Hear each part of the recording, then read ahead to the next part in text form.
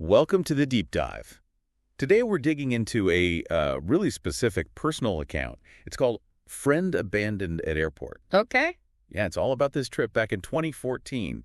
Two university friends, the writer calls themselves I, and their friend D, trying to get from the UK to California. Right. I remember reading this one. It doesn't end well, does it? No, it really doesn't. And our mission today is basically to unpack this single story, see how things escalated so fast, look at the choices they made. And the fallout, the impact it had. It's quite the cautionary tale, really. Definitely. Okay, so it starts, as you'd expect, at the airport. They meet up. But then, before security, Dee decides to, well, drink a lot of vodka. Well, the whole bottle, wasn't it, after I just had a bit? Yeah, exactly. I had one shot, saw where it was going, and just decided to watch. It's a bold street energy before a long flight. Bold is one word for it. Risky is another.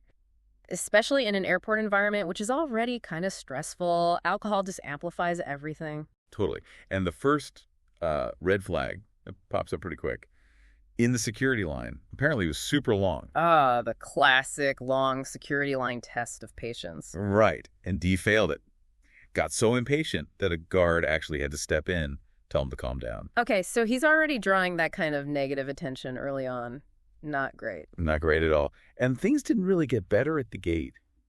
I says Dee just kept being, obnoxious. Even though I was trying to get him to settle down. Yeah, I'm trying to get him to chill out, but it wasn't working.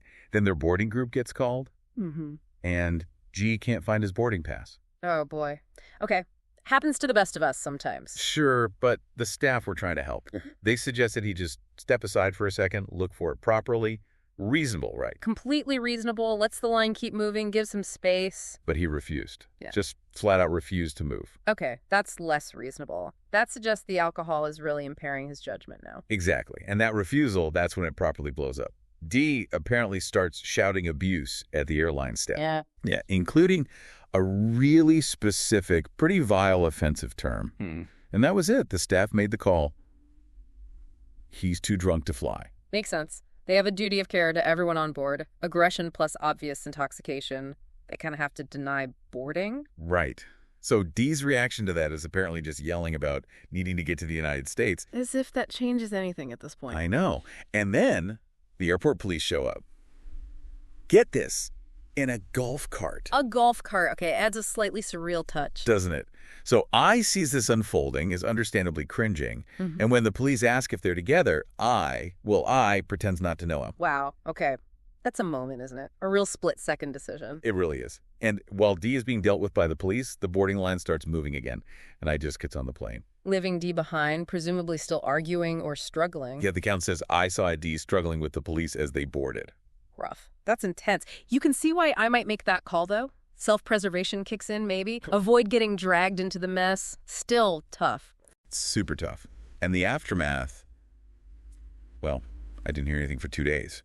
Then gets word D was arrested. Arrested for what, exactly? The charges mentioned were being a menace and injuring an officer. Injuring an officer.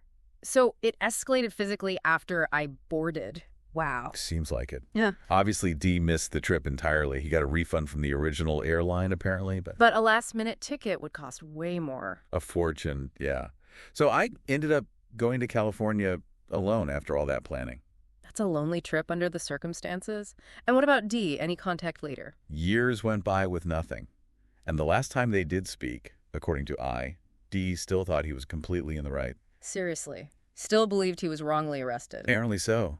Zero accountability, seems like. Just a total disconnect from his own actions. That's quite something. It really shows how differently two people can experience and remember the exact same, very dramatic event.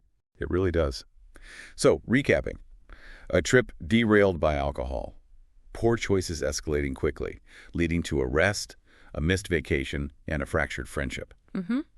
I made a tough call in the moment to separate themselves. Yeah, and that brings us to the sort of lingering thought, doesn't it? It really makes you consider the boundaries of friendship versus your own safety or well-being. Exactly. When does loyalty to a friend potentially cross the line? If someone you know is behaving erratically, even dangerously in public, what's your responsibility? To them, to yourself, to others around you? It's a complicated question. Definitely something to think about where those lines are for you personally.